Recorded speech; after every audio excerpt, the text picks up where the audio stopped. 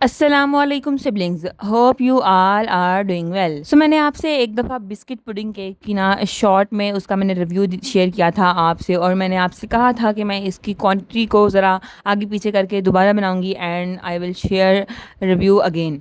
Anyways मैंने इसको दोबारा बनाया है, और मैंने आपसे कहा था कि मैं कोको पाउडर और ऑयल की क्वांटिटी को कम करूँगी और फिर इसको मैं बनाऊँगी, क्योंकि टू मच ऑयल और टू मच कोको पाउडर का टेस्ट आ रहा था।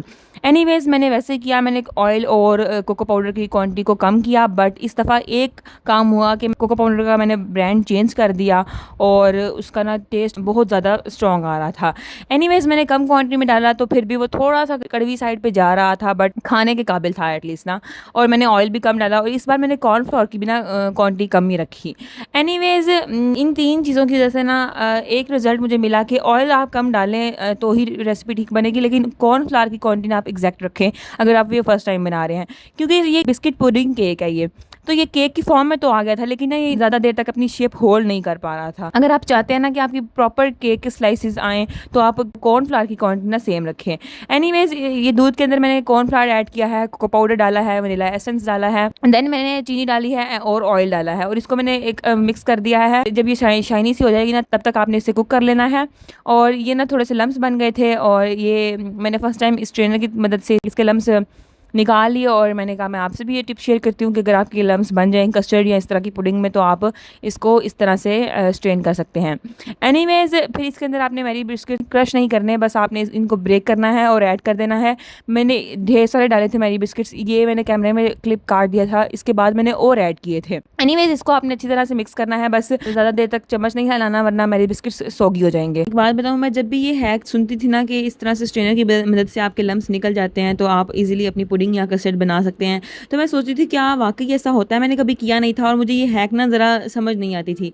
बट इसकी एक मेन टिप है कि पुडिंग कुक हो जाएगा जब ये, तब आपने फ़ौरन गरम गरम ही इसको स्ट्रेन कर लेना है। अगर ये ठंडा होगा फिर तो डेफिनेटली आप इसके लम्स नहीं निकाल पाएंगे, और ब्लेंडर की मदद से आप इसे ब्लेंड कभी भी ना कीजिएगा, उससे कंसिस्टेंसी सारी ख़राब हो जाती है। तो ये परफेक्ट हैक है, अगर आपको पता चल गया कि आपके लम्स बन चुके हैं तो आप फ़ौरन से इसे स्ट्रेन कर लें। मैं चाहती थी थोड़ी सी डेकोरेशन करना, बट डेकोरेशन मुझसे हो नहीं पा रही थी। फिर भी मेरी बिस्किट्स को क्रश करके ऊपर डेकोरेट करने की नाकाम सी कोशिश की, और मैंने फिर इधर इसको उठा के मैंने इसे रख दिया फ्रिज में। फ्रिज में अगर आप फर्स्ट टाइम बना रहे हैं तो आप ओवरनाइट ज़रूर रखें। मैंने 7 to 8 आवर्स रखा था और ये प्रॉपर अपनी फॉर्म में आ गया था, बट अगेन कॉर्नफ्लावर की कम क्वांटिटी की वजह से स्लाइसेस ने इतनी अच्छी शेप होल्ड नहीं की थी। एक दफ़ा तो आप इसको बनाकर ज़रूर देखिएगा। आगे आप अगर चॉकलेट लवर है तो आपको पसंद आएगा, अगर नहीं है तो आपको पसंद नहीं आएगा। एनीवेज फिर ये इसी दिन का क्लिप था। मैंने चॉकलेट पुडिंग केक बनाया, और ओबियसली मेरे घर में कुछ ऐसे लोग हैं जो चॉकलेट को बिल्कुल भी पसंद नहीं करते, तो फिर मैंने उनके लिए बनाना फ्लेवर में कस्टर्ड बना लिया।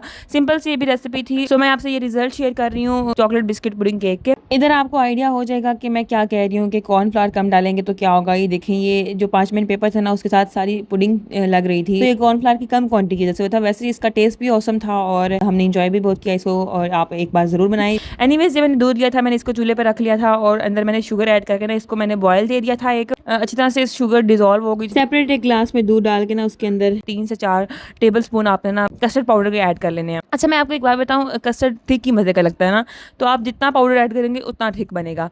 तो फिर मैंने ऐसा ऐसा इसको ऐड करना शुरू किया, और साथ साथ इसको मैं मिक्स कर रही थी ताकि कोई लम्स ना बने, और ये साथ साथ ही थिक हो रहा था। आपने ना थोड़ा थोड़ा करके ऐड करना है, और ये आहिस्ता आहिस्ता थिक होना शुरू हो जाएगा, और थिक होने के बाद भी 1-2 बॉयल आपने देने हैं ताकि अच्छी तरह से कुक हो जाए, और फिर आपने इसको ना निकाल लेना है, और आपने 2 से 3 घंटों के लिए आपने इसको फ्रिज में रखना है। मेरे पास दूध की मलाई पड़ी हुई थी, मैं पहले भी ऐड कर सकती थी, लेकिन इस तरह से टेक्सचर ज़रा चेंज हो जाता है और टेस्ट ज़रा और इन्हांस होकर आता है, तो मैंने ये एंड पे ऐड की, एंड इसको जस्ट एक बार मिक्स करके तो हमारा कस्टर्ड हो गया है रेडी, और इसको अब कर लेते हैं असेंबल। एनीवेज इसके अंदर भी मैंने मैरी बिस्किट्स की लेयर लगाई। कस्टर्ड के अंदर ना आप केक की भी लेयर लगाएंगे ना तो वो भी बहुत टेस्टी लगते हैं, लेकिन इस बार मेरे पास मैरी बिस्किट्स पड़े भी हुए थे, और मैं चाह रही थी कि मैं ट्राई करूँ एटलीस्ट, और ये भी बहुत मज़े का था ना।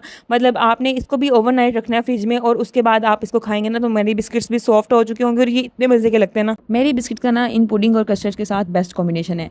एनीवेज इसको मैंने थोड़ा बहुत डेकोरेट किया, और थोड़ा सा कस्टर्ड भी बच गया था और मैरी बिस्किट्स भी बच गए थे, उसको मैंने छोटे से बाउल में डाल के उसको भी मैंने फ्रिज में रख दिया था, और ये था इसका फाइनल रिजल्ट, और काफ़ी टेस्टी बना था। So that's it for today. Channel को सब्सक्राइब करें, वीडियो को लाइक करें, शेयर करें, आगे बहुत डिफरेंट आइडियाज़ आ रहे हैं। अल्लाह हाफिज़।